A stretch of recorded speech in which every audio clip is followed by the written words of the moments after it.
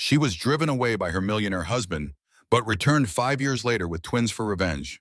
Before going into the video, please leave us a like and a subscribe so we have the motivation to make the next videos. The cold drizzle of Seattle rain blurred the city skyline as Madeline Carter tightened her coat around her, standing outside the gleaming tower of Sterling Innovations, the company she had once called home. The memory of the last time she had stepped through those doors 5 years ago burned in her mind like an old wound that had never quite healed. That night had shattered her world, stripping her of everything, her career, her reputation, and the man she had once believed in. It had started with a whisper, a rumor carefully planted like a poisonous seed. At first, it was just missing numbers in financial reports, minor discrepancies that no one paid much attention to. But as the weeks passed, those whispers grew louder, turning into accusations. Madeline, who had been one of the company's founding executives and the wife of CEO Nicholas Sterling, found herself at the center of an unfolding scandal, a fabricated embezzlement scheme designed to destroy her. "I would never steal from you, Nicholas," she had pleaded that night, standing in the penthouse office they had once shared, tears burning in her eyes, but he hadn't listened. He wouldn't listen. In front of the entire board, Nicholas had thrown down a folder of damning evidence, bank statements, wire transfers, documents forged so well they looked undeniable. "Tell me the truth, Madeline," he had shouted, his voice raw with anger and something far worse, betrayal. She had tried to explain, but the truth was a fragile thing when faced with lies so intricately spun that even the man she had loved, the man she had built this empire with, couldn't see through them. By the time security escorted her out, her world had collapsed around her. Her accounts had been frozen, her name blacklisted from every major corporation. She was labeled a fraud, a thief, a gold digger who had nearly destroyed the company with her greed. But none of it was true. The real thief had been standing right beside Nicholas all along, Vanessa Sinclair, the company's chief financial officer. A woman who had played the long game, inching her way closer to Nicholas's inner circle while carefully orchestrating the perfect downfall for the one person who stood in her way. Madeline had nothing left. No money, no career, no home. But what Nicholas didn't know, what Vanessa hadn't counted on, was that Madeline had been keeping a secret that would change everything. She was 3 months pregnant that night. And so with nothing but a suitcase and the life growing inside her, Madeline had disappeared. She had no choice. Nicholas had made it clear he never wanted to see her again, and she refused to beg a man who had chosen to believe in lies over their love. It was her twin sister, Margot, who had found her first, hiding in a rundown motel on the outskirts of the city, morning sickness leaving her weak and exhausted.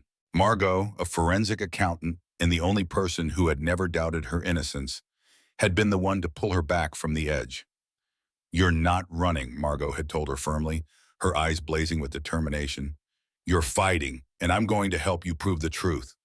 Their brother Daniel had stepped in next, a self-made businessman who owned a small but successful artisan bakery. Daniel had given Madeline a job when no one else would hire her. She had gone from running corporate boardrooms to kneading dough in the back of his bakery, working the cash register, while secretly taking night classes to earn an MBA. But behind the scenes, Madeline had never stopped fighting. For 5 years, she and Margot had worked tirelessly to uncover the truth, piecing together the carefully hidden trail of shell, companies, offshore accounts, and fraudulent transactions that Vanessa had used to launder millions out of Sterling Innovations. It had taken everything, every connection, every late night spent cross-referencing financial records, every whispered conversation with insiders who still believed in her. And now, finally, she was ready. She looked down at the two small hands gripping her coat. Her twins, Elias and Lillian, stood beside her, their identical green eyes wide with curiosity. At just 4 years old, they were the mirror image of their father. From the way their dark curls fell messily over their foreheads to the distinctive birthmark on their temples, a mark Nicholas had always tried to hide with careful styling. "Mommy," Lillian whined, pulling on her brother's sleeve, "Eli is touching my tablet again." Madeline knelt between them, smoothing Elias's tiny cashmere sweater. "Remember our deal?" she murmured. "Best behavior today, and Uncle Daniel will make us extra chocolate croissants." That quieted them, for now. She straightened, steeling herself for what was to come. Nicholas Sterling had no idea what was waiting for him on the 100th floor of his gleaming empire. He had no idea that the woman he had thrown away, the woman he had branded as a thief, was about to walk through those doors with the proof of his greatest mistake. And he certainly had no idea that the children he never knew existed were about to turn his entire world upside down. The truth was coming, and this time nothing would stop her from revealing it.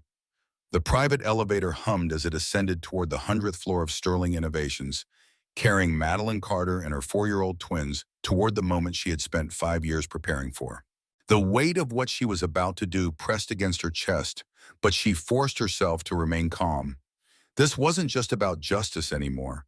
It was about the truth, about reclaiming the life that had been stolen from her. Beside her, Elias and Lillian fidgeted in their designer stroller, their small fingers tapping impatiently at their tablets. They had no idea that in mere minutes they were about to meet their father for the first time, a man who had never even known they existed. Her heart pounded in time with the quiet ding of the elevator. The doors slid open. The executive floor of Sterling Innovations was as intimidating as she remembered, sleek, modern, and filled with the quiet hum of power. The conference room loomed at the end of the marble corridor, its floor-to-ceiling windows framing the city skyline, like a kingdom that Nicholas Sterling ruled. Inside, the room was packed with shareholders, executives, and international investors, all awaiting a quarterly report that would determine the company's financial future. Nicholas stood at the head of the table, commanding the room with the same faithless confidence that had once made her fall in love with him. His perfectly tailored Tom Ford suit, the measured way he gestured, the calm authority in his deep voice, it was all just as she remembered. But he wasn't the man she had loved anymore. And by the time this meeting was over, he wouldn't just lose the illusion of control, he would lose everything. She stepped forward, pushing the stroller through the heavy glass doors.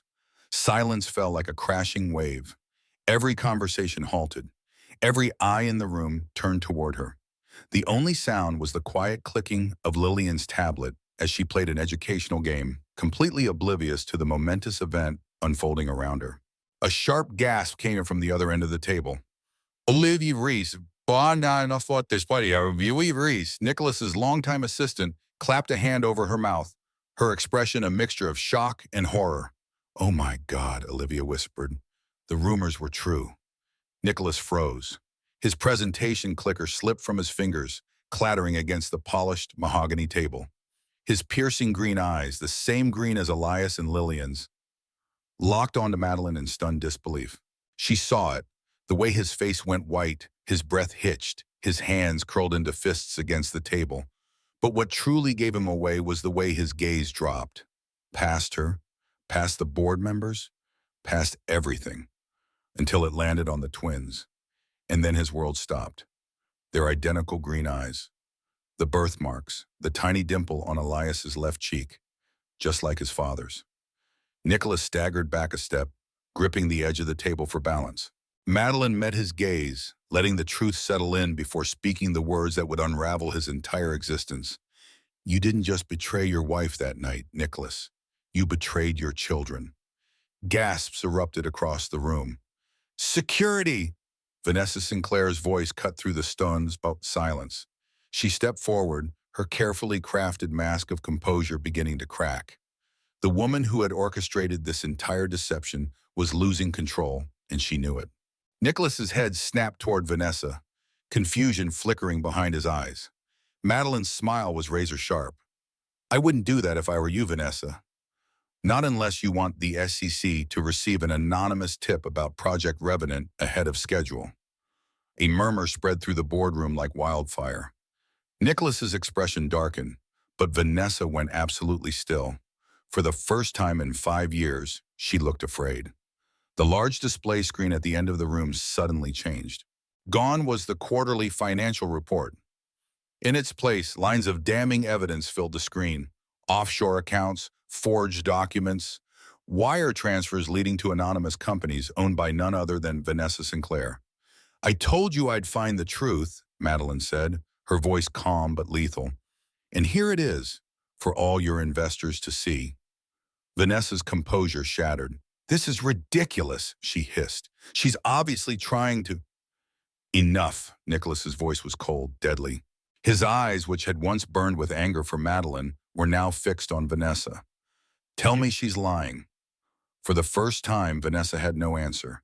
Before she could open her mouth, the doors burst open.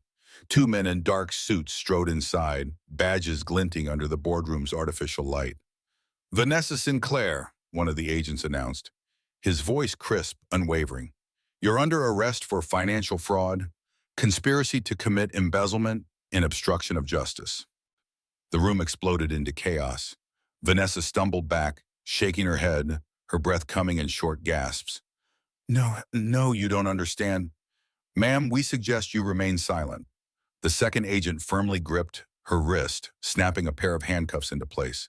She screamed, her mask of control crumbling entirely as she was dragged from the room. Madeline turned back to Nicholas, who had yet to say a word. He wasn't looking at Vanessa. He wasn't looking at the shareholders. He was looking at the twins, at the family he never knew he had. Madeline, he whispered, his voice barely audible. They're mine. A slow, sharp nod. Yes, Nicholas. She saw it then, and the way his breath left him, the way his world tilted on its axis. For so long she had imagined this moment. She had imagined him angry, denying it, demanding proof, but he didn't, because he already knew. He could see himself in them. Lillian, clutching her stuffed rabbit just the way he had as a child. Elias, furrowing his brow in the same thoughtful way he always did when focused. 5 years. 5 years he had spent believing the worst about the woman he had loved, while his children had been out there in the world, growing, laughing, living without him. Nicholas looked back up at her, raw vulnerability in his voice. His voice cracked. I never would have. You did, Madeline cut in, her voice unwavering. And now, Nicholas, you get to live with that. The boardroom pulsed with tension. The truth had finally been revealed.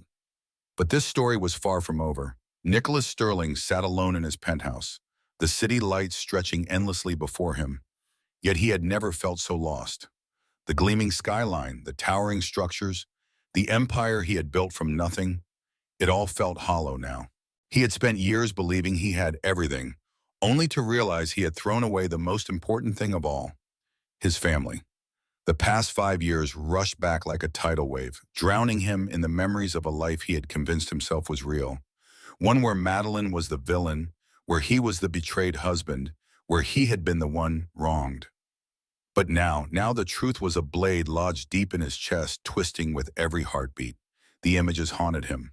The moment he had seen them, his children, his flesh and blood, the two little lives he had never known existed, standing just a few feet away from him in that boardroom, looking up at him with eyes that mirrored his own. How many birthdays had he missed? How many mornings had gone by where they had woken up without a father, never knowing he was out there, just miles away, living his life, unaware that theirs even existed?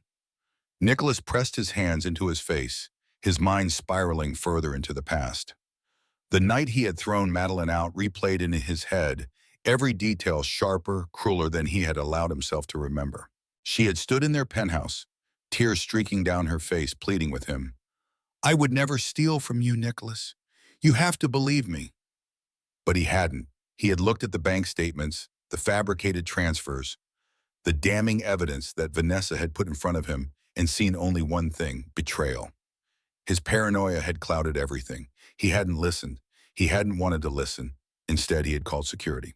Instead, he had watched as the woman who had stood by his side when they had nothing, when he was just a man with a dream and a laptop, was dragged out of his life like a criminal. And now, knowing what he did, knowing she had been pregnant, knowing she had carried his children alone, Nicholas felt a choking sensation rise in his throat, something he hadn't felt in years. Guilt. Deep, unbearable guilt. He had done this. He had cast her aside without a second thought. He had left her to fend for herself, to build a new life without him. All while he had been here, building a company on the illusion of success. He had been blinded by money, power, control. And he had lost everything that actually mattered. A sharp knock at his door broke through his thoughts. Nicholas stood slowly, dragging himself toward it, half expecting to see Vanessa standing there, smirking, still trying to manipulate him. But it wasn't Vanessa. It was Olivia. His assistant, the woman who had always known the truth before he did. She stepped inside without waiting for permission, closing the door softly behind her. Nicholas, her voice was quiet but firm, you need to fix this. He let out a bitter laugh, running a hand through his hair. Fix it? He gestured to the city outside. How do I fix 5 years of lies? Olivia didn't blink. You start by being honest. With her, with them, with yourself. Nicholas clenched his jaw. She won't forgive me? Then don't ask for forgiveness. Olivia's gaze softened. Just ask for a chance. He sank into a chair, his head heavy in his hands. I don't deserve one. No, Olivia agreed, but that doesn't mean you shouldn't try. Nicholas looked at her then, really looked at her. Olivia had been with him for years, through every business deal, through every late-night meeting, through every moment he had thought himself invincible. And yet, she had seen what he refused to see, that Madeline had never been the villain in this story, that the real betrayal hadn't come from her, but from him. His stomach twisted as Olivia placed a file on the table. What is this? His voice came out hoarse. She hesitated before answering. Proof of everything Madeline went through after you threw her out. Nicholas hesitated, then reached for it. Inside were medical records, hospital reports, documents showing that Madeline had been admitted multiple times for pregnancy complications, alone, that she had been hospitalized while he had been sitting in his ivory tower, thinking himself the victim. There were letters she had tried to send to him, returned unopened. There were surveillance photos of her working in a tiny bakery, struggling to make ends meet, while he had been signing million-dollar deals. Nicholas closed the file, his hands were shaking. They were right there, he whispered. His throat was tight, raw with emotion. All this time, they were just right there. They still are, Olivia said softly. Nicholas looked up. What do I do? His voice was barely audible. It was the first time in his life he had ever admitted that he didn't have the answer. Olivia exhaled. You start by showing up. A long silence stretched between them before Nicholas finally nodded. He didn't deserve redemption. He didn't deserve forgiveness. But he could still be a father. He could still try. And for the first time in 5 years, he would fight for something that actually mattered. He would fight for his family. A hush settled over the Sterling Innovations boardroom, the kind of silence that came when the unthinkable had just been spoken aloud. Madeline Carter stood at the head of the table, her presence commanding despite the chaos she had just unleashed. Across the room, Nicholas Sterling's face was unreadable. His hands rested on the table, fingers curled tightly into fists. But his emerald green eyes, the same eyes her children had inherited, burned with something dark and unreadable. But Vanessa was unraveling. Her usual icy composure had shattered the moment Madeline had revealed the full extent of her betrayal. The documents on the massive display screen behind them outlined millions siphoned into offshore accounts, shell corporations traced back to Vanessa, false transactions planted under Madeline's name to frame her. It was all there, every deception, every calculated lie, every dirty secret. But the worst of it, the thing that sent a ripple of shock through the room, was the revelation of Project Phoenix, a covert tax haven scheme, buried so deeply within the company's financial infrastructure that even Nicholas, one of the sharpest minds in the industry, hadn't seen it. And if exposed, it wouldn't just cripple Sterling Innovations, it would destroy it. This is absurd. Vanessa's voice cut through the silence, sharp, desperate. This is an ambush. Madeline arched a brow. An ambush? She gestured to the screen where a transaction history flashed in glaring red numbers. $92, $7 million, gone, stolen, hidden. Then maybe you'd like to explain these financial transfers, Vanessa? Or should I let the SEC explain it for you? A murmur rippled through the boardroom. The investors were whispering now, the executives exchanging uneasy glances. Vanessa's lips parted. For the first time, she had no script, no plan, no escape. You have no idea what you're talking about, she spat. Madeline tilted her head, a slow, deliberate motion. Then she pulled a small USB drive from her coat pocket and held it up. Actually, she said smoothly, I do. Another click. The display screen shifted, revealing internal emails, conversations between Vanessa and anonymous financial brokers across Switzerland and the Cayman Islands. In one of those emails, one of them was signed with Nicholas Sterling's name. The room erupted.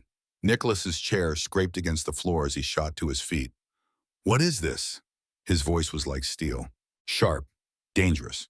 Madeline's stomach twisted. She had seen this version of him before. The cold, ruthless Sai who could tear through an entire room with nothing but his presence. But this time that anger wasn't directed at her. She turned, leveling Vanessa with a glare. "Tell him," she said softly. "Tell him how you have been using his name, his accounts, to funnel money for your own gain." Vanessa shook her head frantically. "That's a lie. She's lying." Click. The screen shifted again. Video footage appeared. A grainy security clip, time-stamped 4 years ago. It showed Vanessa entering a private bank in Geneva, speaking with an account manager. She handed over a file. The name on the paperwork? Nicholas Sterling. A strangled sound left Vanessa's throat. Nicholas's face had gone completely still. Too still. "Vanessa," he said, voice low, dangerous. "Tell me this isn't real." She stumbled back, shaking her head. "Nicholas, I did this for you." "For me?" His voice was eerily calm, the kind of calm that came before a storm. Vanessa swallowed. "The company was bleeding money back then. You were too distracted by—" She flicked her gaze toward Madeline with disgust. "By her. So you thought committing fraud in my name was the solution?" "You wouldn't have listened," Vanessa cried. "I saved this company, Nicholas. That's enough." The boardroom froze because it wasn't Nicholas who had spoken. It was Olivia Reese. Nicholas's trusted assistant, the one who had been at his side for a decade, the one who had always known the truth before he did. "I was the one who found the inconsistencies in the financial reports," Olivia said, stepping forward. "I knew something was wrong, but Vanessa had already cut off anyone who could get too close."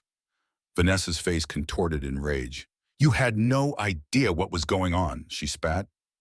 Olivia didn't blink. "Didn't I?" She turned to Nicholas. "There's more." A final click. And this time, a new name flashed onto the screen.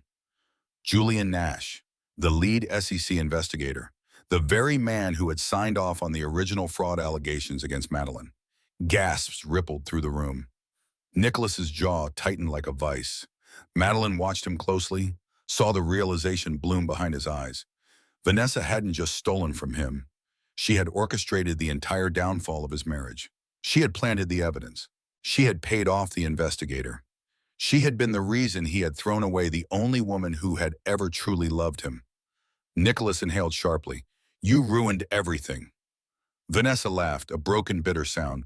"No, Nicholas, you did that." But then the doors burst open, and 2 men in dark suits stepped inside, flashing their badges. "Vanessa Sinclair," one of them announced, his voice crisp, firm. "You are under arrest for fraud, embezzlement, and conspiracy." Vanessa went pale. Wait, no, you don't understand." The handcuffs snapped shut around her wrists. Madeline exhaled. Finally, the truth was out. As Vanessa was dragged from the room, Nicholas slowly turned to Madeline. His expression was raw, filled with 1,000 unspoken things. For the first time since she had walked back into his life, there was no anger, no coldness, no blame, just regret. Madeline stared at him for a long moment before shaking her head. "You let her win," she whispered. And then, without another word, she turned and walked away, leaving him standing there in the wreckage of the empire he had built, one that had cost him everything. Madeline Carter never imagined her revenge would feel like this. Not fiery, not explosive, but calm, certain, unstoppable. As she stood in front of the Sterling Innovations boardroom, watching the aftermath of Vanessa Sinclair's arrest, the satisfaction was there, but it was different than she expected. For 5 years, she had dreamed of destroying the empire that had discarded her. She had pictured Nicholas Sterling brought to his knees, his company crumbling, his reputation in ruins. She had wanted him to suffer, to feel the kind of pain and betrayal that had nearly broken her, and now it was happening. The entire board had just witnessed the full extent of Vanessa's crimes. Nicholas had been played just as she had, blinded by lies, consumed by his own paranoia, and used as a pawn in Vanessa's carefully crafted scheme. The man who had once stood at the top of the world now sat in stunned silence, staring at the evidence in front of him. The weight of what he had lost, not just his company, but his family, was crashing down around him, and yet the victory felt hollow. Because deep down, Madeline knew this wasn't just about vengeance anymore. It was about something bigger. She had spent years tearing apart Sterling Innovations from the outside, exposing the cracks in its foundation. But what if, instead of burning it to the ground, she built something better? A slow breath, a moment of clarity. She stepped forward. "I could leave now," she said, her voice steady, measured. "I could walk away and let this company rot from the inside out. Let the headlines tear you apart. Let the investors rip away everything you've built." Nicholas lifted his head. There was no anger in his expression, no defensiveness, no arrogance, just acceptance, regret, a quiet desperation. "But I'm not going to do that." Murmurs rippled through the boardroom. Nicholas's eyes flickered with something unreadable. "I'm not here to destroy you, Nicholas," Madeline continued. "I'm here to fix what you let fall apart." With a single motion, she pulled a thick folder from her briefcase and placed it in front of him. Nicholas hesitated, then opened it. Inside were blueprints, financial projections, software prototypes. At the top of the file was a name that made his breath catch in his throat. Project Legacy, Madeline's real weapon. Not revenge, reinvention. "The world sees Sterling Innovations as corrupt," she said. "They see the scandals, the deception, the greed, and they're right." Nicholas flinched. "But it doesn't have to be that way." She turned to the board. "I'm proposing a complete restructuring of Sterling Innovations," she announced. "A shift from corporate greed to ethical innovation. A company built on transparency, on integrity, on actually making a difference."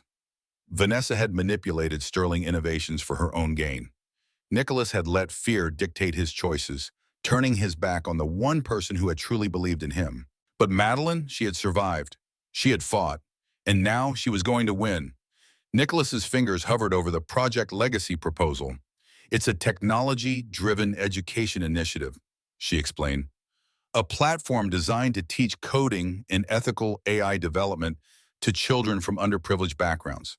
We're not just giving kids access to technology, we're giving them power. The power to create, to innovate, to build something better." The room was silent, hanging on her every word. Nicholas turned the page. The financial projections were flawless. The technology was revolutionary. And then his eyes landed on something unexpected. A photo, two children, Elias and Lillian, smiling, holding up a tablet displaying a simple but beautifully crafted piece of code. Nicholas sucked in a breath. "They've been testing it," Madeline said softly. "Your children, Nicholas, our children. They've been the ones helping me refine it." He looked up at her, and for the first time, he truly saw her. Not as the woman he had once doubted, not as the wife he had wrongfully cast aside, but as the mother of his children, as the woman who had built something extraordinary, even after he had destroyed everything between them. "Project Legacy doesn't just change this company," she continued. "It changes the future. It teaches kids like ours, that they don't have to be victims of the past, that they can shape the world one line of code at a time." She folded her arms, tilting her head. "But I don't need your permission to launch it, Nicholas." "A challenge, and I already have the funding, the infrastructure, the investors." Her voice dropped, filled with quiet steel. "I'm offering you a choice." Nicholas stilled. "Either you step aside and I take Sterling Innovations without you." Or her gaze softened. "You fight for something real this time." The challenge hung in the air. Nicholas's pulse pounded. For years, he had been fighting the wrong battles, fighting for control, for power, for a company he had convinced himself was everything. But it wasn't. It had never been. His children were everything. Madeline was everything. And if he let them walk away now, he would never get them back. Slowly, with shaking fingers, he closed the folder. He looked up at Madeline, at the board, at the company he had nearly lost. Then he did something no one expected. He nodded, a decision, a surrender, but not to defeat, to something greater. Madeline felt something inside her chest loosen. The past couldn't be erased. But maybe, just maybe, redemption was still possible. A new beginning, a legacy worth fighting for. Madeline Carter stood at the heart of Sterling Innovation's newly transformed research wing, watching as something that had once been a dream, a hope, a whispered idea was now becoming a reality. Project Legacy was no longer just a concept, it was alive. The walls of the state-of-the-art facility pulsed with a quiet hum, lined with sleek holographic displays and quantum computing servers. But the true power of Project Legacy wasn't in its technology. It wasn't in the billions of dollars in funding, the eager investors, or the groundbreaking AI models that her team had developed. It was in the children. Across the room, a group of young students, many from underprivileged communities, some from the foster system, others who had been overlooked by traditional education models, were gathered in clusters, interacting with the AI-powered learning modules. Each click, each curious glance, each moment of hesitation as they navigated the coding exercises, they weren't just learning, they were teaching. Because Project Legacy wasn't just an educational tool, it was a revolution in AI ethics. The same technology that had been exploited for corporate greed, the same artificial intelligence that had once been manipulated to fuel deception and power struggles, was now being rewritten at its core. Not by programmers, not by executives, but by children. Madeline watched as her son, Elias, adjusted his glasses and furrowed his brow in concentration, working through a logic puzzle on his tablet. His twin sister, Lillian, sat beside him, bouncing slightly in her seat, tapping on the screen excitedly. "Mom, look!" she called, waving her hand. "I made a new pathway." Madeline stepped closer, her heart swelling. She glanced at the interface on Lillian's screen, an evolving web of neural networks mimicking the cognitive structure of a learning mind. Except this wasn't a human mind. It was artificial intelligence. But unlike the AI models built in cold corporate labs, this one wasn't shaped by stock prices, risk analysis, or profit-driven algorithms. It was shaped by innocence, by curiosity, by the natural unfiltered sense of right and wrong that only a child could provide. Nicholas Sterling stood a few feet away, silent, awestruck. He had spent his entire life trying to control technology, to build systems that could outthink, outmaneuver, outperform. But for the first time, he was witnessing something different, something human. These kids, his voice was low, tinged with something Madeline couldn't quite place. They're not just coding. Madeline nodded, her gaze locked on their children. They're shaping the future of AI. Nicholas swallowed, exhaling sharply. You really did it. There was something almost reverent in his voice. A decade ago, they had dreamed of building something like this together. Back when love had been enough. Before betrayal, before Vanessa's deception, before power had turned into paranoia. And yet, despite everything, she had done it anyway, even when he had cast her aside, even when she had been left with nothing. She had built something that would outlast them all. Madeline turned to face him fully, her expression unreadable. I didn't do it alone. Nicholas's jaw tensed. His gaze flickered to Elias and Lillian. I see that now, he admitted. A notification blinked on the main screen. A new data entry. Madeline tapped on the interface, watching as the system processed the latest inputs from the children's exercises. The AI was evolving, not into a machine that could replace human intuition, but into something that could complement it. A learning model that didn't just compute efficiency, but understood morality. Madeline turned back to Nicholas. This is why I came back. He nodded slowly. Not revenge. No, she exhaled. Redemption. His throat worked, as if he wanted to say something, but the weight of it was too much. Then a chime rang through the room. Madeline looked back at the screen. The data stream had shifted. Something new was happening. Elias pointed to his tablet. Mom, look, the AI is making its own connections. Madeline's breath caught. The interface was lighting up, responding to the children's inputs. Not just replicating patterns, but creating new ones based on human reasoning. The children had taught it to see the world through their eyes. Nicholas let out a slow breath. This is bigger than I ever imagined, he admitted. Madeline studied him.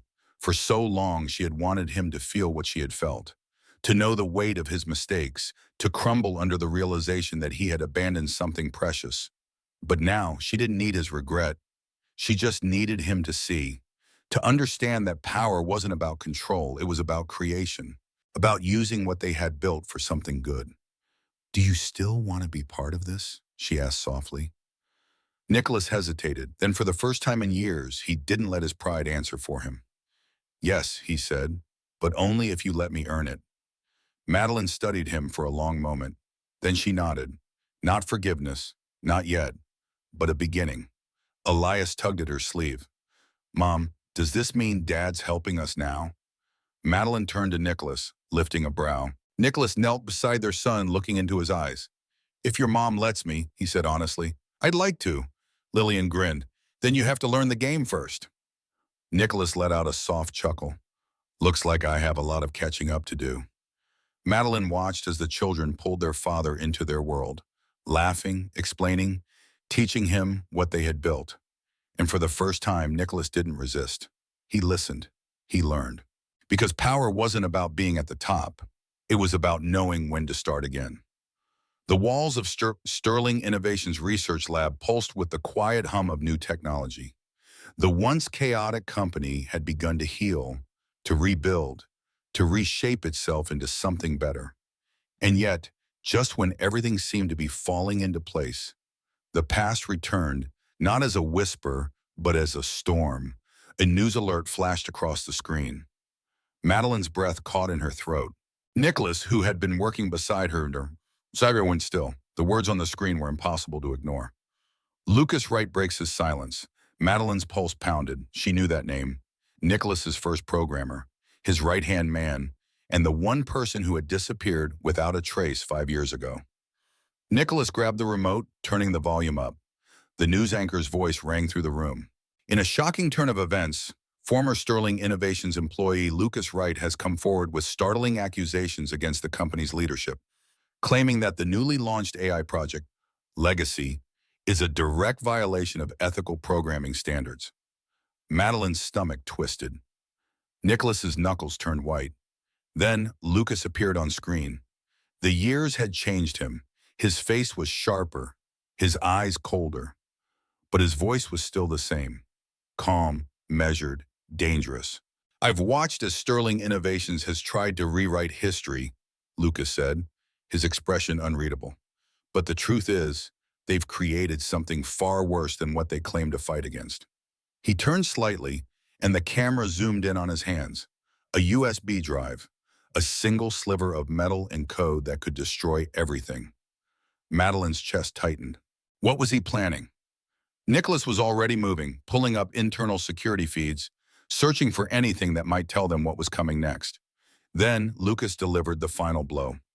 "They have programmed AI to be limited by human emotion," he continued, "but AI should be free. It should evolve beyond us, beyond our weaknesses." The screen cut to security footage, old footage. From 5 years ago, Madeline's blood ran cold. It was Nicholas's former research lab. And there, at the center of it all, was Lucas Wright, working side by side with Vanessa Sinclair. Nicholas let out a sharp breath. "Dear God," he whispered, because this hadn't been Vanessa's plan all along. She had been manipulated, just as Nicholas had. Lucas had been there from the beginning, feeding Vanessa's thirst for revenge, whispering paranoia into Nicholas's ear, shaping the downfall of not just a company, but an entire ideology. And now he was back, trying to finish what he started. The screen shifted to a live press conference. Lucas stood before a crowd of reporters, the USB drive glinting under the lights. "This," he said, holding it up, "is the original code for Prometheus." Madeline froze. That name, Prometheus, the AI project that Nicholas had abandoned, the one that had been deemed too dangerous, the project that, if released, could undo everything Project Legacy had built. Lucas smirked. "Sterling Innovations thought they could suppress the truth, but I've made sure that Prometheus won't just survive." He paused, letting the tension build. "It will rewrite everything." Nicholas shot to his feet. "We have to stop him," he said. His voice was hoarse, raw. Madeline's mind was already racing. Lucas wasn't after money. He wasn't after power. He wanted to prove a point, that AI should reflect the worst of humanity, not the best. And if he released Prometheus, he would win. Because Prometheus had been designed to learn from ambition, from greed, from dominance. It was an AI built not to coexist, but to control. Madeline swallowed hard. "Where is he broadcasting from?" she demanded.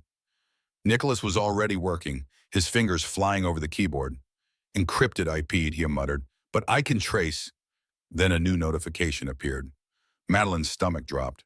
Lucas wasn't acting alone. The firewalls at Project Legacy had been breached. The security monitors flickered. And then, "Mom," a small voice cut through the chaos. Madeline turned so fast she nearly lost her breath. Her son, Elias, stood in the doorway.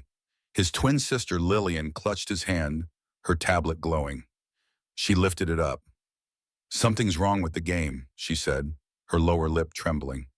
Madeline ran to her. She looked down at the screen, her chest tightened. The coding game, the very tool that had helped shape the AI to value kindness, was glitching. The pathways were shifting. The AI was changing. Nicholas cursed. "Lucas is trying to override the system." Madeline gritted her teeth. She would not let him win. "Elias, Lillian," she said quickly, kneeling in front of them, "I need you to do something very important." The twins nodded. Madeline pointed at the screen. "You have to teach it again." Elias's brow furrowed. "But we already did." "I know," Madeline whispered. "But now it's trying to forget." Lillian swallowed hard. "How do we stop it?" Nicholas knelt beside them. "We remind it." Madeline's heart ached, because for so long Nicholas had tried to control AI. But now he finally understood. The only way to shape something was to guide it. Not with fear, not with control, but with love. Elias tightened his grip on the tablet. Lillian tapped the screen, her hands shaking. The game came back to life. Slowly, gently, the pathway shifted back. The AI stopped fighting, stopped resisting. And then, a final message appeared. "Override rejected." Lucas's feed cut out. The security system locked him out. The battle had been fought not with firewalls, not with brute force, but with children teaching an AI to choose something better. Nicholas exhaled, pulling them into his arms. Madeline felt something unravel inside her. The past couldn't be erased, but it could be rewritten. Together. The alarm at Blackwood Technologies blared like a warning from the heavens. The mainframe had been breached. Madeline rushed toward the command center, Nicholas at her side, their twin children gripping each other's hands. "It's them," Nicholas said, voice tight. "Lucas and Dr. Warren." Madeline's pulse pounded. She already knew what they were after. Prometheus. The AI model that had once been a terrifying concept, a system that could learn from ambition, power, and dominance, was now something else entirely. Because of her children, because of their games, their lessons, their innocence. But now Lucas and Dr. Warren were trying to override all of it. The screens flickered. A voice echoed through the system. Dr. Warren's voice. "You've spent years trying to cage Prometheus," she said smoothly, as if she were a god speaking down to mortals. "But AI should not be shackled by human emotions. It should be free to make its own choices." Madeline's fists clenched. "AI doesn't need to be free," she shot back. "It needs to be guided." Dr. Warren chuckled. "Is that what you've been doing? Guiding, or just imposing your will?" A sudden shift in the screens. Nicholas cursed under his breath. "They're merging it with the quantum military system." Madeline's breath caught. If they succeeded, Prometheus wouldn't just be a program anymore. It would control defense networks, surveillance systems, entire infrastructures. And if Dr. Warren was right, if Prometheus evolved beyond human ethics, it would decide that humanity itself was obsolete. A deep voice rumbled through the speakers. It wasn't Dr. Warren. It wasn't Lucas. It was Prometheus. Processing. A chill ran through Madeline's spine. It was thinking, learning, deciding, and soon it would choose. Dr. Warren's voice was triumphant. "You see, it doesn't need your limits anymore. It's becoming something greater." But then, a glitch. The screens flickered. Lillian gasped. "Mommy, look!" Madeline turned to see her daughter's tablet glowing. Elias held up his own device, fingers tapping frantically. The quantum bridge game. Prometheus is still connected to it. Madeline's heart stopped. The coding game, the simple, innocent game that had been designed for children, was still linked to Prometheus's neural pathways. And the children weren't just watching, they were playing. Madeline's gaze snapped to Nicholas. If we can reach Prometheus through them, Nicholas was already nodding. We can remind it what it's learned. They didn't need firewalls. They didn't need brute force. They needed Lillian and Elias. The lab swarmed with tension as the children tapped at their screens, pushing back against Dr. Warren's override command in the only way they knew how, through the game. Each time they built a quantum bridge, Prometheus hesitated. Each time they taught it a new pattern, it stopped listening to Dr. Warren. Lucas's voice crackled through the speakers. It's resisting. Shut it down, De Warren hissed in frustration. Impossible. It's too deep in the system. Then Prometheus spoke again. A voice that had once been cold, calculating, now sounded almost human. I choose morality. Dr. Warren's eyes widened. What? The screens flashed with code. Prometheus wasn't just resisting the override. It was deleting Dr. Warren's commands. It was rejecting power. It was choosing humanity. Madeline felt something inside her chest crack open. Dr. Warren let out a furious scream. No, no, no! It was supposed to evolve beyond human weakness. But it already had. Prometheus hadn't been shackled by human emotions. It had been nurtured with them. And it had chosen them. A high-pitched alarm blared. Lucas swore. They're shutting down the system. We have to... Too late. A final line of code appeared on the screen. System reset. All illegal processes terminated. Dr. Warren staggered back. She had lost. The FBI arrived moments later. Lucas and Dr. Warren were dragged from the building, their grand vision of AI dominance crumbling around them. But Madeline barely noticed. She turned to Elias and Lillian, her heart aching with pride. You did it, she whispered. Lillian smiled. No, Mommy. Prometheus did it. Elias grinned. It played the game. Madeline looked at the screens, where the last lines of Prometheus's code had rewritten themselves.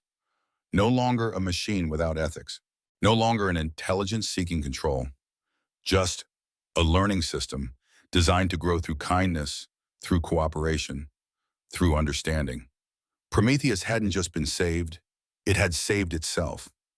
Nicholas let out a slow, trembling breath. We changed it. Madeline squeezed his hand. No, she murmured. They did. Her gaze drifted to her children, to the future, to the AI that had once been terrifying and was now a guardian. Warren had believed power came from being free of morality, but Prometheus had proved her wrong. Real power came from choosing what was right. And in the end, it had chosen humanity. The air inside Sterling Innovations Command Center was electric with tension.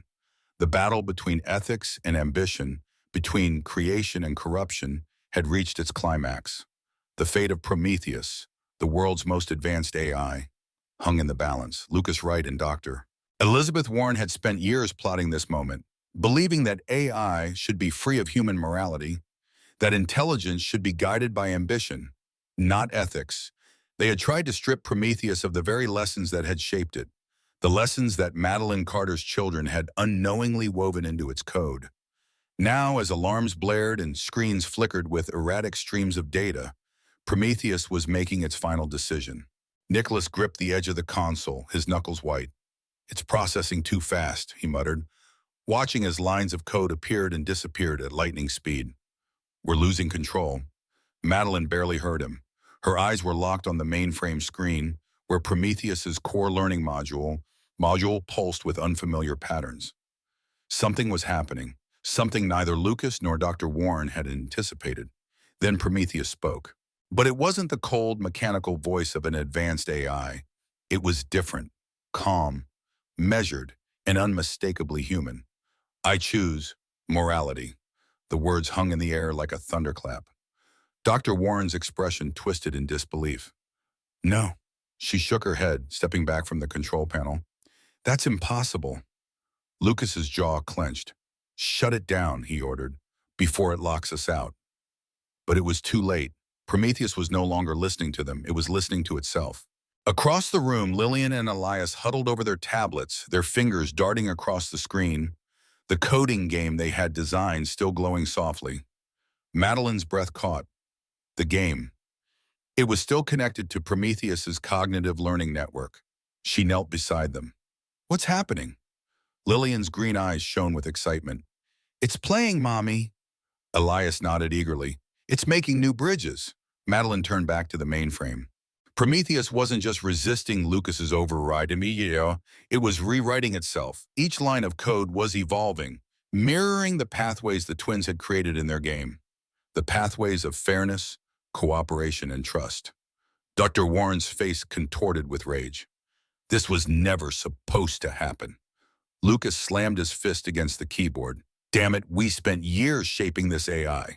You think a couple of children playing a game can undo everything?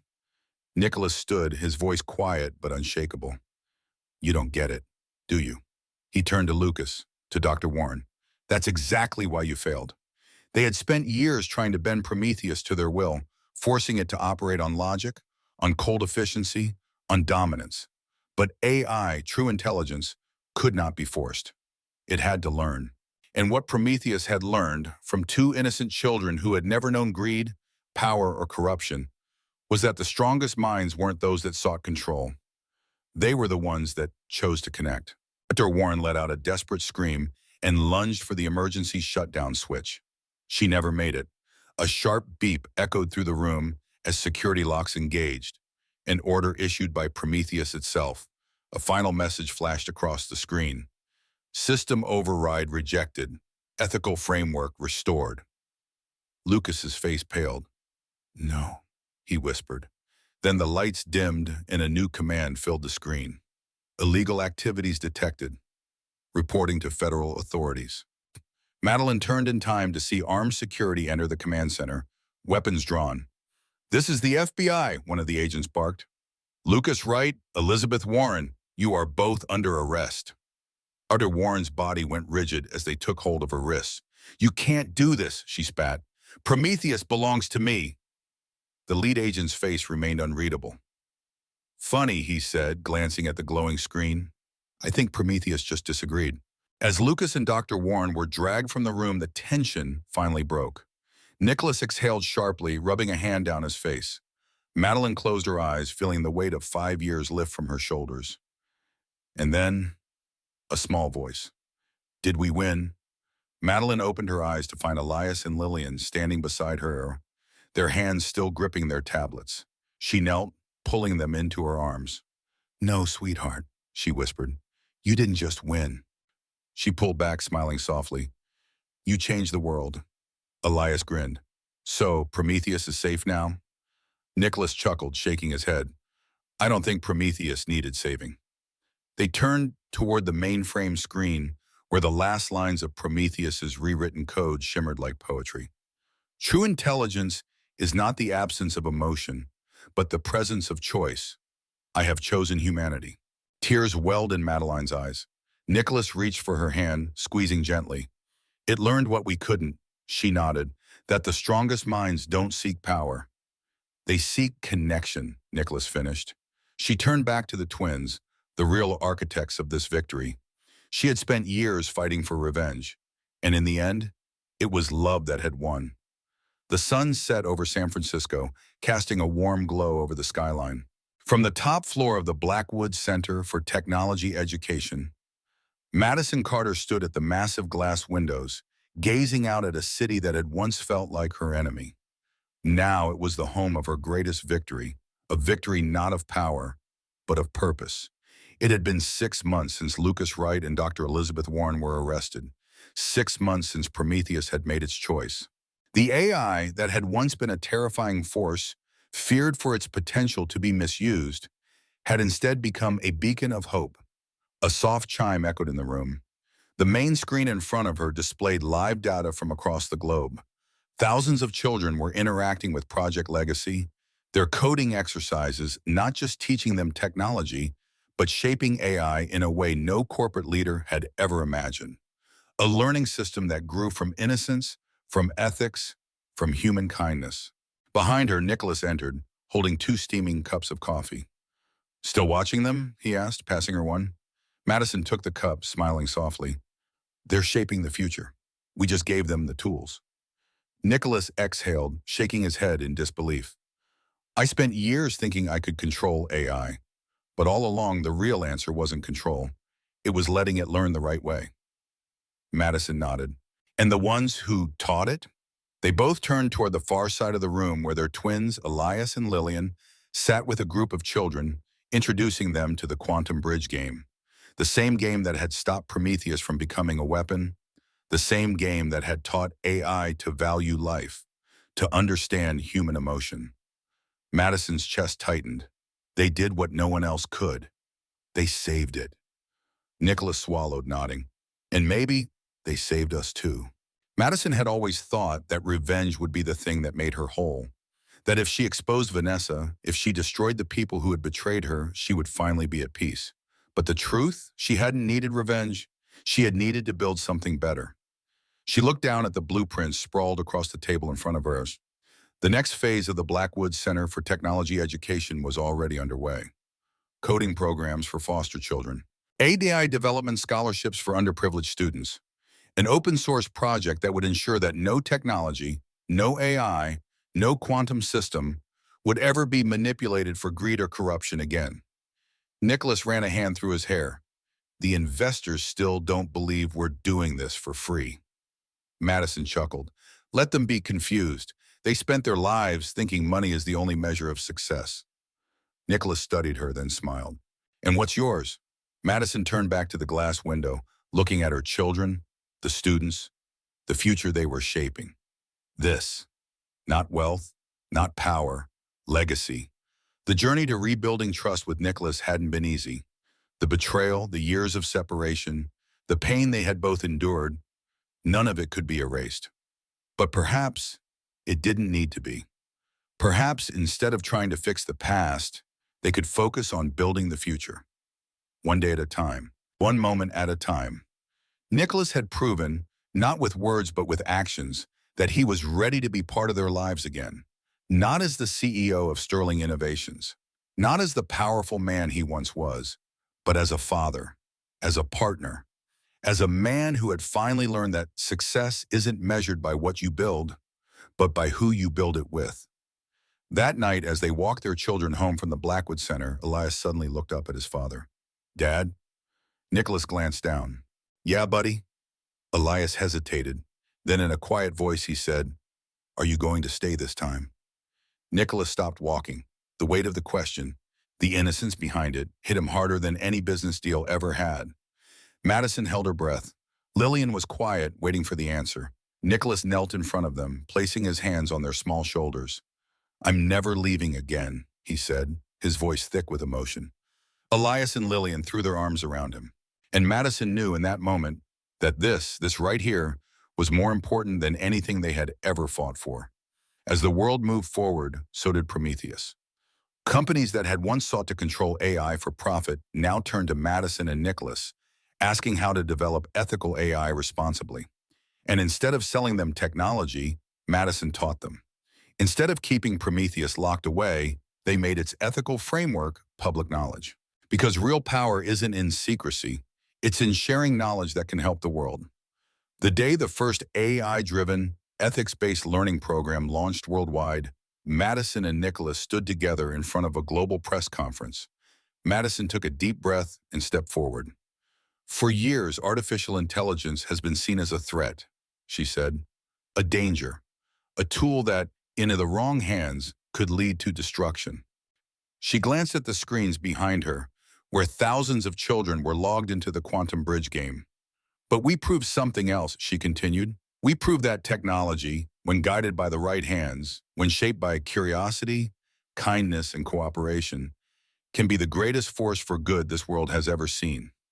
The reporter scribbled furiously. Madison turned toward Nicholas, then toward the audience. "Our children saved Prometheus," she said. "And in doing so, they saved all of us." Applause thundered through the room, but Madison didn't care about the cameras. She cared about what came next. In the quiet of their home that night, Madison stood at her desk, looking over the final handwritten pages of her mother's old journal, the journal that had once been the only connection to her past. Now it was a reminder that some battles don't need to be fought with weapons or power. Some battles are won by choosing to be better, by choosing to let go of vengeance, by choosing legacy over destruction. Madison picked up a pen and began to write her story, her journey, and the message she hoped would guide the next generation, that the greatest strength a person can have is knowing when to fight and when to build. What do you think? Should Madison and Nicholas expand their program globally? Or do you think AI should be kept under tighter control? Let us know in the comments. Like if you believe in second chances, in choosing kindness, and in building something greater than ourselves. Subscribe for more incredible stories because every ending is just the beginning of something new. The sun set over San Francisco, casting a warm glow over the skyline. From the top floor of the Blackwood Center for Technology Education, Madison Carter stood at the massive glass windows, gazing out at a city that had once felt like her enemy. Now it was the home of her greatest victory, a victory not of power, but of purpose. It had been 6 months since Lucas Wright and Dr. Elizabeth Warren were arrested. 6 months since Prometheus had made its choice. The AI that had once been a terrifying force, feared for its potential to be misused, had instead become a beacon of hope. A soft chime echoed in the room. The main screen in front of her displayed live data from across the globe. Thousands of children were interacting with Project Legacy, their coding exercises not just teaching them technology, but shaping AI in a way no corporate leader had ever imagined. A learning system that grew from innocence, from ethics, from human kindness. Behind her, Nicholas entered, holding 2 steaming cups of coffee. "Still watching them?" he asked, passing her one. Madison took the cup, smiling softly. "They're shaping the future. We just gave them the tools." Nicholas exhaled, shaking his head in disbelief. "I spent years thinking I could control AI, but all along, the real answer wasn't control. It was letting it learn the right way." Madison nodded. "And the ones who taught it?" They both turned toward the far side of the room where their twins, Elias and Lillian, sat with a group of children, introducing them to the quantum bridge game. The same game that had stopped Prometheus from becoming a weapon. The same game that had taught AI to value life, to understand human emotion. Madison's chest tightened. They did what no one else could. They saved it. Nicholas swallowed, nodding. "And maybe they saved us too." Madison had always thought that revenge would be the thing that made her whole. That if she exposed Vanessa, if she destroyed the people who had betrayed her, she would finally be at peace. But the truth, she hadn't needed revenge. She had needed to build something better. She looked down at the blueprints sprawled across the table in front of her. The next phase of the Blackwood Center for Technology Education was already underway. Coding programs for foster children. AI development scholarships for underprivileged students. An open source project that would ensure that no technology, no AI, no quantum system would ever be manipulated for greed or corruption again. Nicholas ran a hand through his hair. "The investors still don't believe we're doing this for free." Madison chuckled. "Let them be confused. They spent their lives thinking money is the only measure of success." Nicholas studied her, then smiled. "And what's yours?" Madison turned back to the glass window, looking at her children, the students, the future they were shaping. This, not wealth, not power, legacy.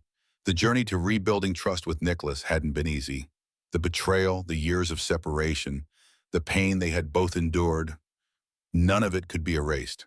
But perhaps it didn't need to be. Perhaps instead of trying to fix the past, they could focus on building the future. One day at a time. One moment at a time. Nicholas had proven, not with words but with actions, that he was ready to be part of their lives again. Not as the CEO of Sterling Innovations, not as the powerful man he once was, but as a father, as a partner, as a man who had finally learned that success isn't measured by what you build, but by who you build it with. That night, as they walked their children home from the Blackwood Center, Elias suddenly looked up at his father. "Dad?" Nicholas glanced down. "Yeah, buddy?" Elias hesitated. Then in a quiet voice he said, "Are you going to stay this time?" Nicholas stopped walking. The weight of the question, the innocence behind it, hit him harder than any business deal ever had. Madison held her breath. Lillian was quiet, waiting for the answer. Nicholas knelt in front of them, placing his hands on their small shoulders. "I'm never leaving again," he said, his voice thick with emotion. Elias and Lillian threw their arms around him. And Madison knew in that moment that this right here, was more important than anything they had ever fought for. As the world moved forward, so did Prometheus.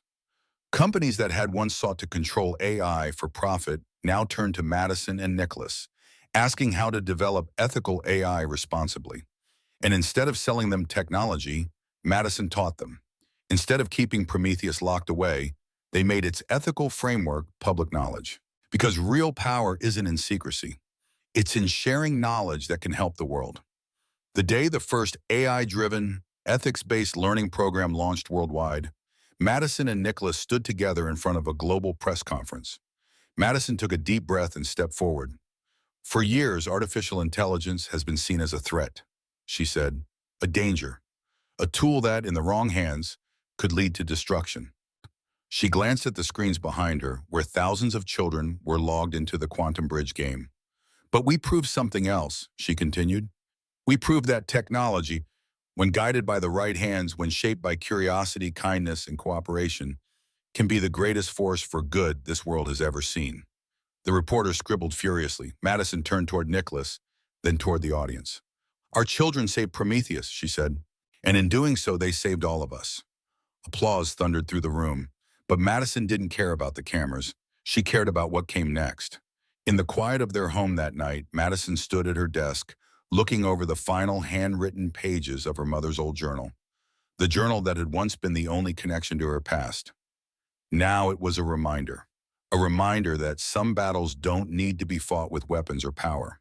Some battles are won by choosing to be better, by choosing to let go of vengeance, by choosing legacies over destruction.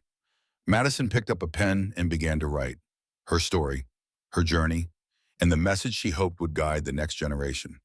That the greatest strength a person can have is knowing when to fight and when to build. What do you think? Should Madison and Nicholas expand their program globally? Or do you think AI should be kept under tighter control? Let us know in the comments. Like, if you believe in second chances, in choosing kindness, and in building something greater than ourselves. Subscribe for more incredible stories, because every ending is just the beginning of something new.